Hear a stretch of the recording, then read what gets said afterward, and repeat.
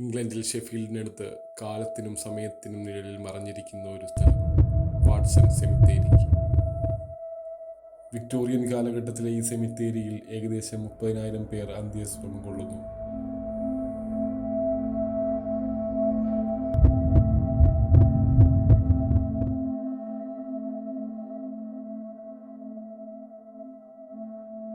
എന്നത്തേക്കുമായി മറന്നുപോയ അവരുടെ കഥകൾ ഈ സ്മാരകങ്ങളിലും പുൽത്തകടികളിലും എഴുതപ്പെട്ടിരിക്കുന്നു.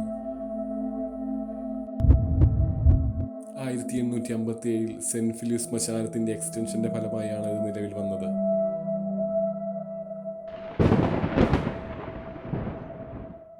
ആ വർഷം തന്നെ മേരി ആൻ ഫിഷ് എന്ന 2 വയസ്സുകാരുടെ ആദ്യത്തെ അടക്കം.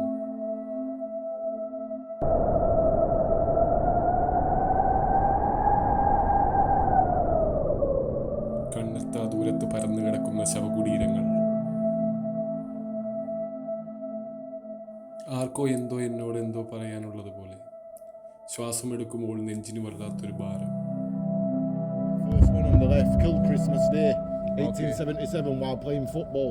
Okay. I thought, what a crazy story that is, Christmas Day.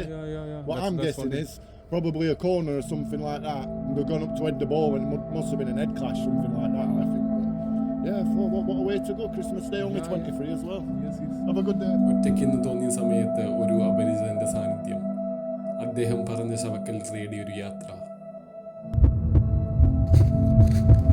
1862 ശവക്കള്ളക്കടത്ത് വിവാദം.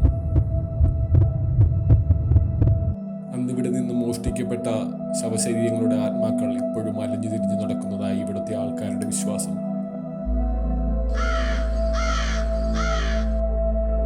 ഹോളിവുഡ് സിനിമകളിൽ മാത്രം കണ്ടുപരിചയമുള്ള പാരാനോർമൽ ആക്ടിവിസ്റ്റുകളുടെയും അവരുടെ പരീക്ഷണങ്ങളുടെയും വിഹാര കേന്ദ്രം. 1977 അവസാനത്തെ അടക്കം. ശേഷം ഈ സ്ഥലം അനാഥമായി.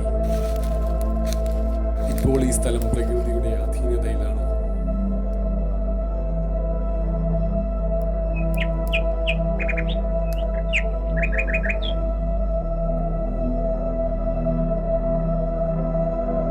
ഈ പടവുകൾ കയറി ചെല്ലുന്നത് പണ്ടിവിടെ ഉണ്ടായിരുന്ന ഒരു ചാപ്പലിലേക്കാണ്.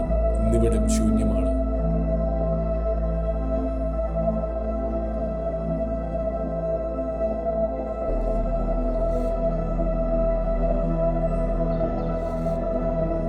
ഒന്ന് രണ്ട് മഹായുദ്ധകാലത്ത് മരിച്ച ധാരാളം പട്ടാളക്കാരെ ഇവിടെ അടക്കിയിരിക്കുന്നു. ഇത് അതിൻ്റെ ഒരു സ്മാരകമാണ്. ഇവിടെ ആരോ അവരുടെ ഓർമ്മയ്ക്കായി പൂക്കൾ അർപ്പിച്ചിരിക്കുന്നു.